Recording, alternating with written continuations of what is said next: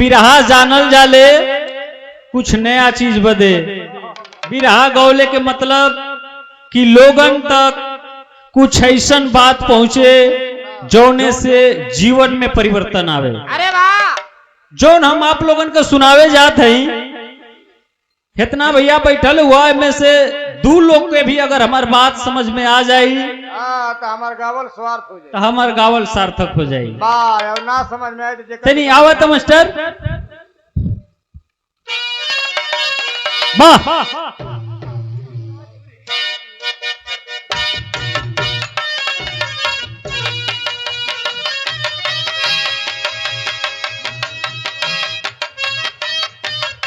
ओहो,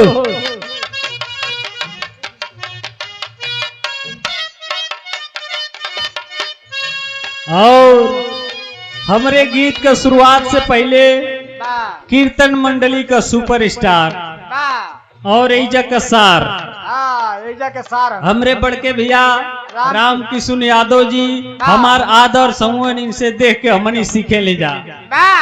भैया का बहुत बहुत नमस्कार प्रणाम चरण बंदन है। मास्टर साहब हमरे गीत का संकेत कर दूंगा। देखा कोनो ब्यूटी जी के जैसा ननद अपने भौजाई से कहले रहे,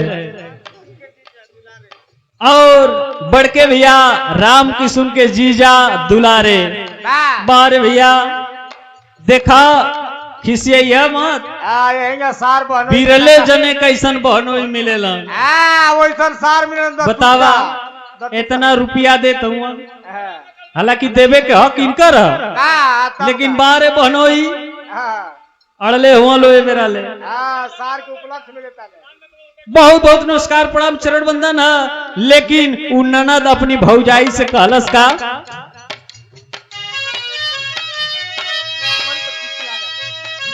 ये कहले रहे कि कही दा भौजी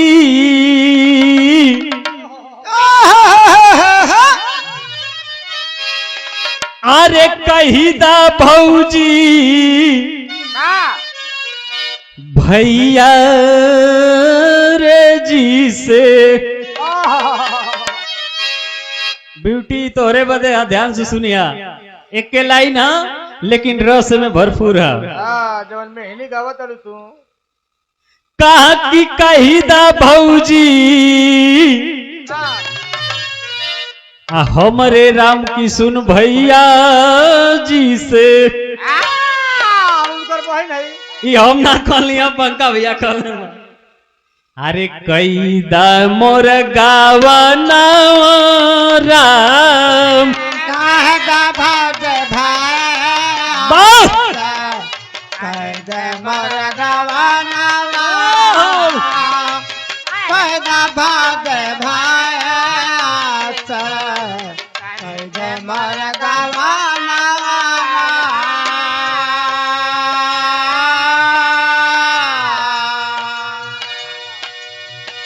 कही दा भौजी भैया जी से।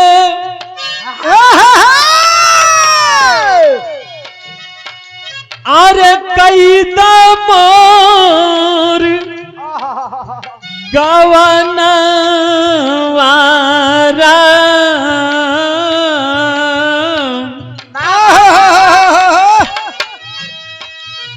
आमती दिया कुंडा दौरी। क्या बात है शेर।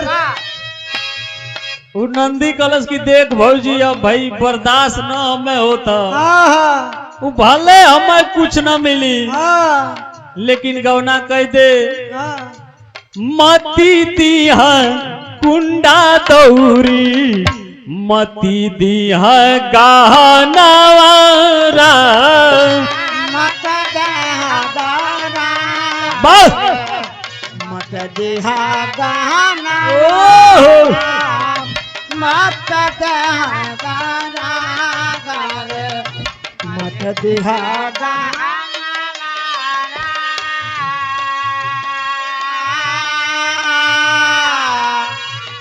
अच्छा तो भौजाई भी कम न रह। कलश बताओ जब गहना गुड़िया कुंडा दौरी तो के ना चाहे तो चाही का, आखिर ऐसे तो जैबे ना,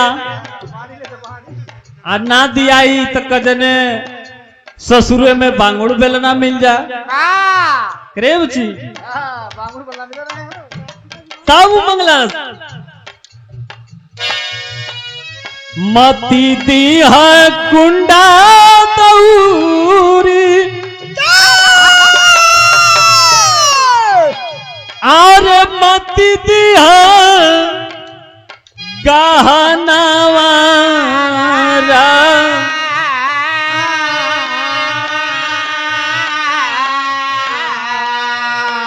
दुइये चिजुया दे रे दिया, दुइये चिजुया दे रे दिया, चौकिया बेला नावा राम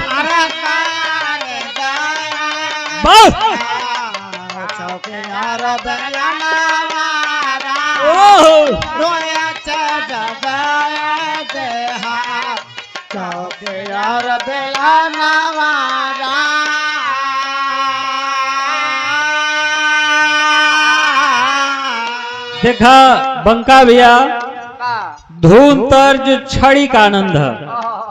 हमरे कहानी का यहीं से शुरुआत होता, गौर से ध्यान दिया जाए, एक एक लाइन लगी जैसे फिल्म चला था, कोनो हम कहानी फोन में या टीवी में बैठ के देखते हैं कैसे। आइए मास्टर।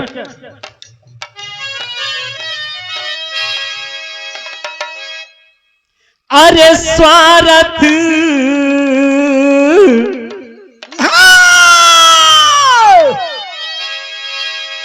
ए बाबू स्वार्थ के दुनिया रे बाई, ए पंचो स्वार्थ का दुनिया बाई,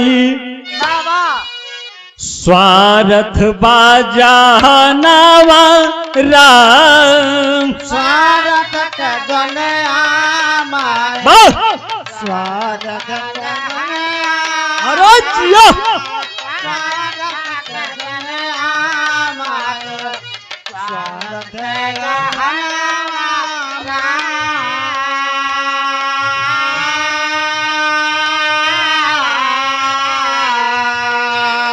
ये एक ठे सच्ची घटना है। एक ठे लड़का दोनों आंख का अंधा रहल, एक ठे स्टेशन पे बैठ के भीख मांगत रहल, ओकर दर्द एक जने से देख न गए, ओकरे पास गईला, कुछ खाए पिए वाला सामान लेके गईला, खिलैला पिलैला, दया आइल, पूछे लगला कि भैया कैसे अंधा हो गईला, कि जन्मे से अंधा रहला, काहे भीख मांगत हुआ। तो वो लड़कवा बतावे कैसे मास्टर। स्वार्थ का दुनिया बाई, स्वार्थ का दुनिया बाई, स्वार्थ बाजा मानवारा, स्वार्थ के दुनिया माय, स्वार्थ के दुनिया राम, स्वार्थ के दुनिया माय, स्वार्थ के दुनिया राम।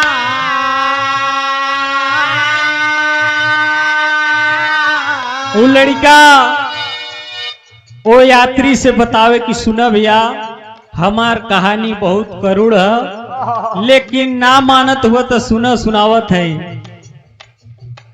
स्वार्थ का दुनिया पाई,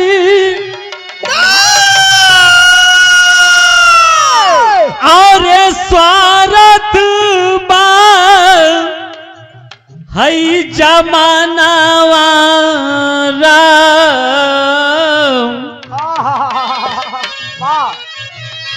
अंधा अंधा कही के लोगवा,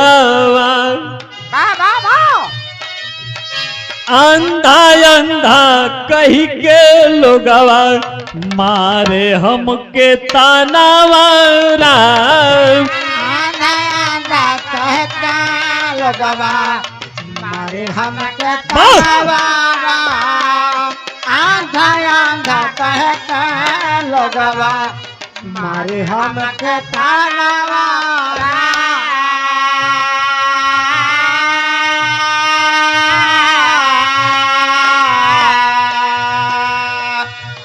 वो यात्री वो अंधा लड़का से एक ठे और सवाल गेलेस की बतावा कोनो कारण बस अंधा भइला कि जन्म से अंधा रहला।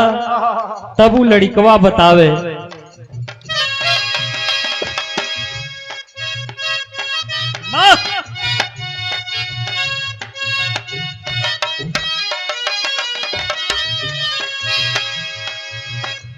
जन्म से रहे हमर दूनो नया नवा। जन्म चरा है हम दोनों नया नवा। जन्म चरा है हम दोनों नया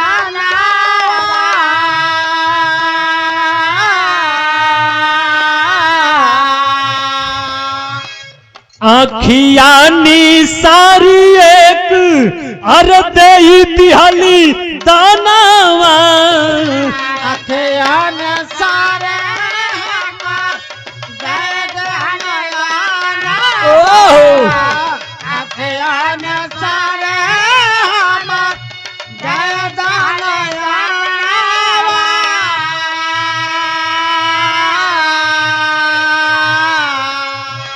अरे अंधाना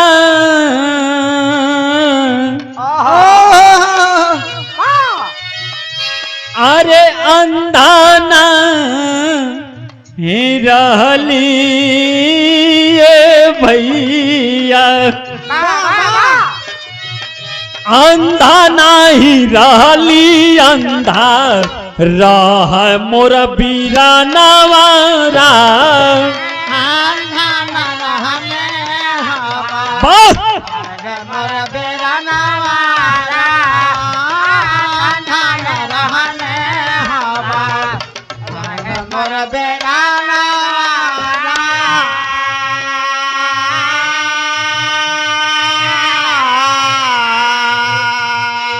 वो लड़का अपनी दर्द भरी कहानी सुनावत झरझर झरझर आंख से आंसू बहत।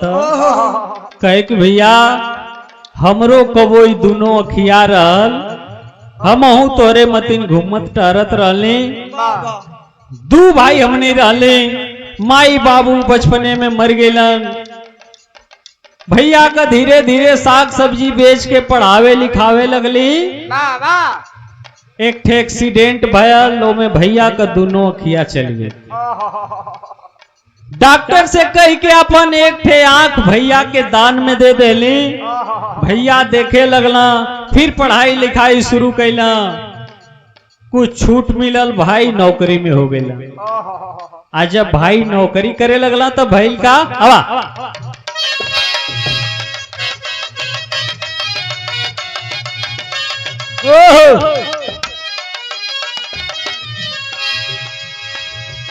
दिहालिए काया खा हमारे भैया खुशा भैले। भैया खोच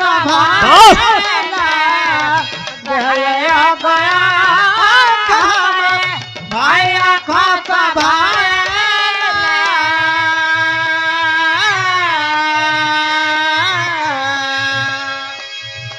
बीतल कुछ दिन घर में भौजाई ले आइले। बीतल कुछ दिन घर में भौजाई अरे जिया कुछ दिन घर में भौजाई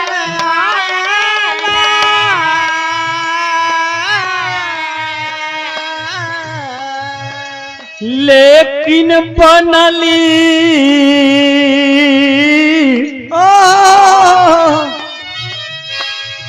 आरे बनली उहे पपिनिया रे भौजी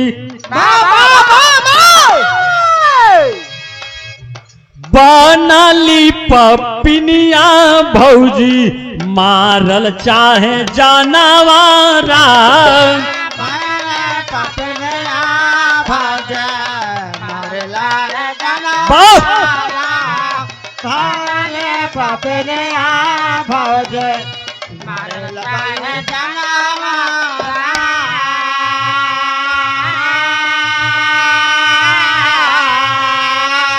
और ये पुनः हमारे गुरुजी के तरफ से बहुत सारा आशीर्वाद आया। बहुत बहुत नमस्कार प्रणाम चरण वंदन आजीवन आशीर्वाद का कामना रही। लेकिन कहानी से ध्यान न हटे भैया।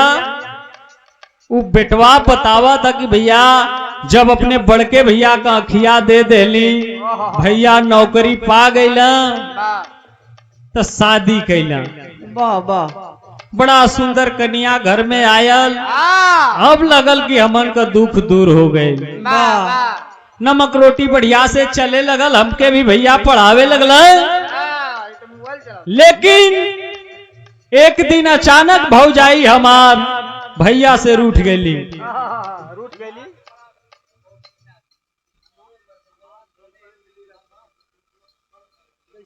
बिरहा का शुभचिंतक शौकीन रमेश भैया और हमारे गुरुजी का बिरहा बड़ी पसंद करेला। सौभाग्य से मंच पे भी हुआ। बहुत आशीर्वाद आयल भैया के तरफ से। बहुत बहुत नमस्कार प्रणाम चरण वंदन। लेकिन वो बतावे कि भैया भौजाई रूठ गई। अच्छा तो रूठली का है। भौजाई भैया से कहली कि तू एगो अखिया में हमें निमन न लगात हुआ। भैया कहना रे सदिया जहिया कैली कैन अखिया रहल ते कहल का चाहत हुए बताओ। तो भौजैया कलश की देखा अपने छोटका भैया का दूसर की अखिया निकलवा के अपने में लगवाला तब तारा अब न तो हम जाते ही नहीं हरे। कौन भाई होई हो ऐसन करी करे जाना फाट गयल। गुसिया के चल गई ड्यूटी यार मेहरी गुसिया के चल गई नैहर। आ जब नैहर गई तो भैल का हवा।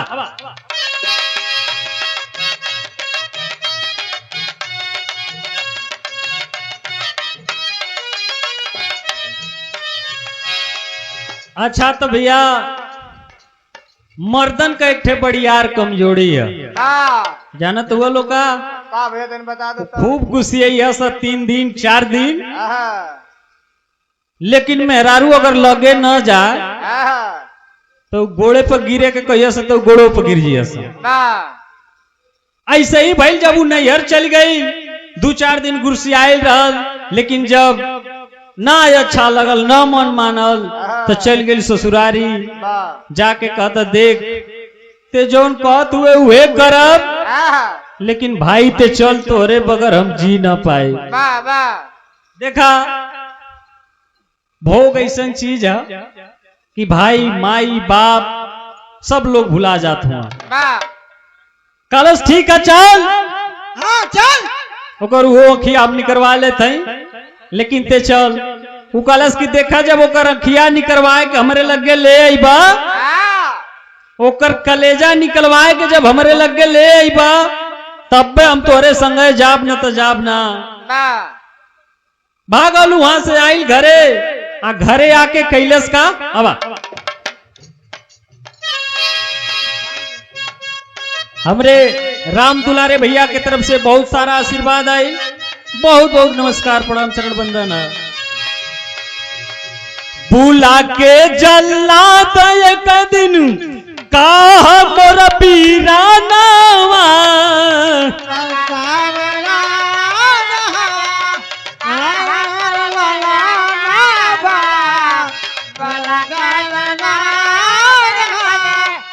अच्छा है यार देखा मन आई नया नुचर एकदम हिस्ट पुस्ट छोड़ के वो बुढ़वा से फोटो बुढ़ऊ पर मार सेल्फी लेते हैं। कहो हम गलत हैं।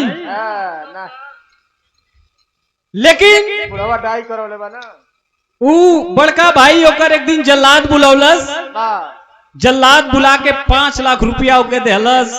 भाई का फोटो थमौलस कि एके दूर कहीं जंगल में ले जा, एकर एके आंखा ओके निकाल लिया, सीना फाड़ के कलेजा निकाल लिया, लिया के हमके दे दी।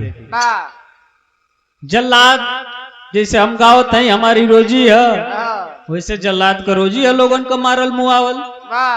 लड़का के उठौला सा घनघोर जंगल में लेके गईला सा, सीना पर चढ़ के आंख निकाल लेलस जल्लाद। आंख से खून का फब्बारा निकले लगल। वो लड़का चिघरे चिल्लाए लगल। लेकिन जब वो कटार वो बेटवा का सीना के तरफ बढ़ौलस तो हाथ जोड़ लेलस। वो लड़का गिड़गिड़ा था, कहत भैया अखिया त निकाल लेला जा, कम से कम हमार जान बकस द जा, वो नगरी जीते जी कबो मुंह न दिखाई। जल्लादन का दया आई, छोड़ देला सा, आंख लेके पहुंचला सा भाई के लगे, ओकरे बड़के भाई के लगे। ओकर बड़का भाई अपने सग भाई के आंख लेके जब अपने दुल्ही के पास पहुंचल तब भाई का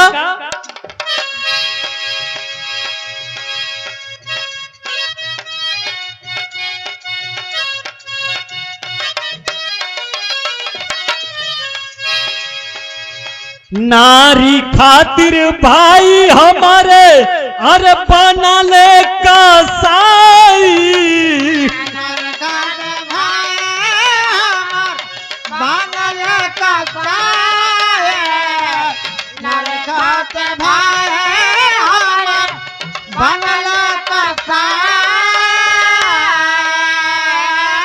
और ये भाव पे हमारे राम दुलारे भैया के तरफ से फिर पुरस्कार आई। बहुत बहुत नमस्कार प्रणाम शरण बंदन है। रुपया पैसा न मिले लेकिन एक ठे निवेदन है भैया, एक गीत के ध्यान से सुनिए जा, ये विश्वास है जीवन में परिवर्तन ला दे। गीत कलेजे के छू जाई। नारी खातिर भाई हमारे अरे बना ले कसाई। नारी खातिर भाई बनल नारे खात अरे जिया हमर बनल अरे भैया तू ही अड़ले हुआ। देखा राम दुलारे भैया के तरफ से फिर ढेर सारा पुरस्कार आई। बहुत बहुत नमस्कार प्रणाम चरण वंदन है। देखा भाई एगो कसाई बन गई अपने भाई के प्रति, खाली मेहरारू खातिर। मेहरारू ऐसा चीज है, रामायण हो गई, महाभारत हो गई, कुल हो गई, वो सब करौली सब। देखा मेहरारू अगर बढ़िया रही तो राई से पर्वत तक ले जाई परिवार का। मेहरारू बढ़िया ना रही तो खाली वो सेल्फी बनाई।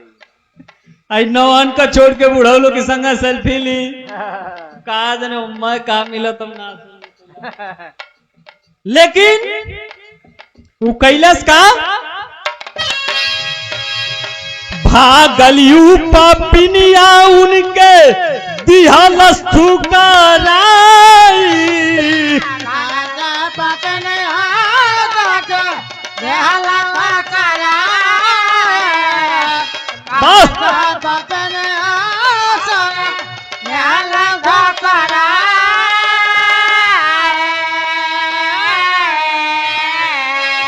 ए भैया जब अखिया लेके गईला तो ले दूसरे से अपन सेटिंग कर लेलस।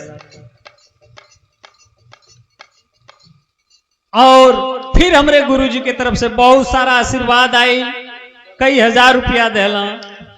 हम आजीवन आपके आशीर्वाद का ऋणी रह। बहुत बहुत नमस्कार प्रणाम चरण बंदन है। वो दूसरे से सेटिंग कर लेलस। जब अखिया लेके पहुंचला